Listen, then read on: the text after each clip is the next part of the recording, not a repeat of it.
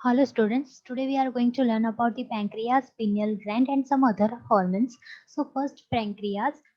Since the pancreas is classified as a both the endocrine organ as well as the exocrine organ, so we also learn about the pancreas hormone in the endocrine system.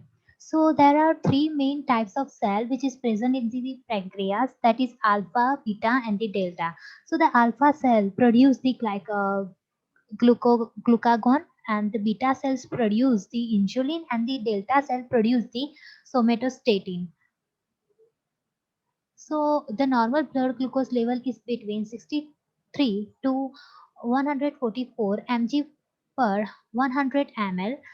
Blood glucose level are controlled mainly by the opposite action of the insulin in the glucagon. So when the glucagon increase, the blood glucose level is automatic increase, and when the insulin is reduced, the blood glucose level is reduced.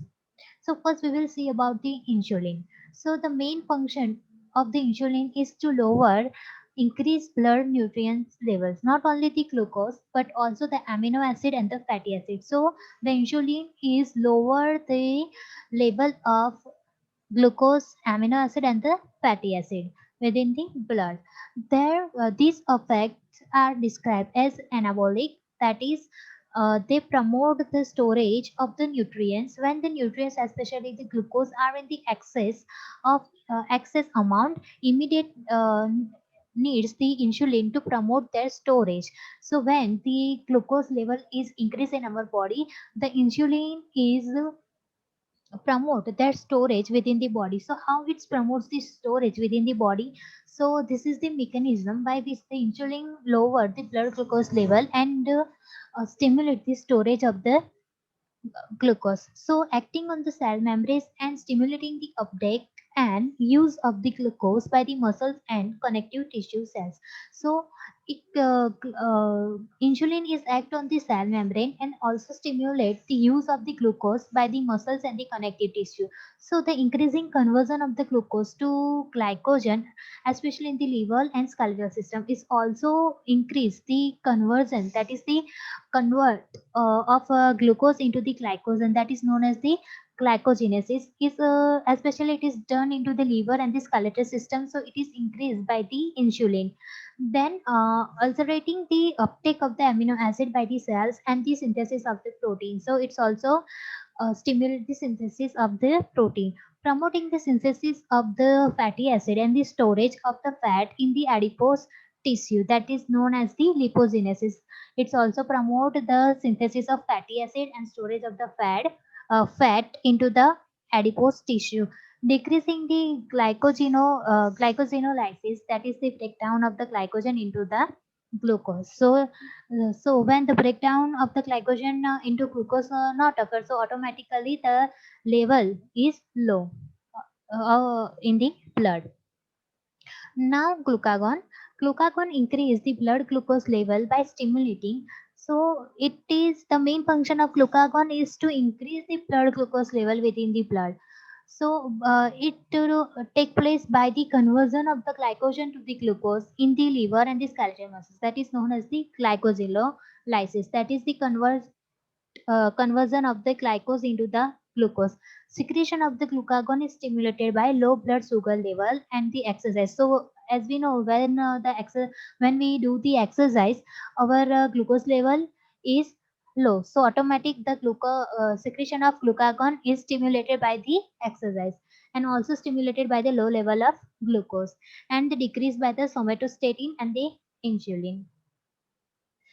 Now the somatostatin, or we can say GHRIH. So these hormone also produced by the hypothalamus inhibit the secretion of both insulin and the glucagon, in addition to inhibiting the secretion of growth hormone from the anterior pituitary gland. So this hormone is produced by the hypothalamus in hypothalamus, and it inhibits the secretion of insulin and the glucagon, and also inhibit the secretion of the growth hormone. Now, pineal gland. So the pineal gland is a small body attached to the roof of the third ventricle and is connected to it by a short stalk containing the nerves, many of which terminated in the hypothalamus. So here you seen in the picture, this is the pineal gland, which is attached to the roof of the third ventricle. Okay. Now the pineal gland is about 10 mm long, reddish brown in color and surrounded by the capsule. So it is 10 mm long and color is brown and surrounded by the capsule. The gland tends to atrophy after the puberty and may become calcified in later life. So pineal gland is classified as the age increase. Now the function of the pineal gland. So it's remain unclear, but the main function is the secretion of melatonin, which is through the promote the sleepiness and help to regulate the body's biological clock. It production increased with the evening darkness and promoting the healthy sleep. So it is helpful in the maintenance of the sleep and maintenance of the biological clock. Now the ovaries. So the ovaries and the testes are the pair oval organs refers to known as gonads. So you can see in the picture, this is the reproductive system of the female, right? So this is the ovary, this is the uterus, this is the fallopian tube, and this is the cervix, and this is the vagina. So ovaries, right? So the ovaries are the female gonads located in the pelvic cavity, right? So this is the pelvic cavity, and here the ovary is located, right? There are two ovaries present in the reproductive system of female. So they secrete the estrogen and the progesterone, which are responsible for the development and the maintenance of the female sexual characteristic, as well as regulating the female reproductive system. So through the ovary, two hormones are secreted, that is estrogen and the progesterone, which is help in the maintenance of the female sexual characteristic and the reproductive system. The ovaries also produce the relaxing, which soften the connective tissue in preparation for the childbirth. So it's help in the soften of the connective tissue of the uterus. Now testes.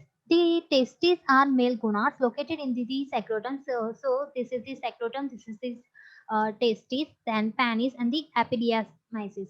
Then this secretes this testosterone, which is responsible for the male sexual characteristic and inhibin, which controls sperm production by inhibiting the follicle stimulating hormone. So these are the function of the testosterone. Now we will see about some local hormone. First of all, histamine. This is synthesized and stored by the mast cell in the tissue and the basophils in the blood. So histamine is stored within the mast cells and also stored by the basophils, which is present in the blood. It is released as part of the inflammatory response, especially when caused by the allergy. So when the allergy take place within the body, the histamine is automatic release and also released as a part of the inflammatory response. So this is all about the histamine. Then serotonin. This is present in the platelets in the brain and in the intestinal wall. So serotonin mainly seen within the platelet, right?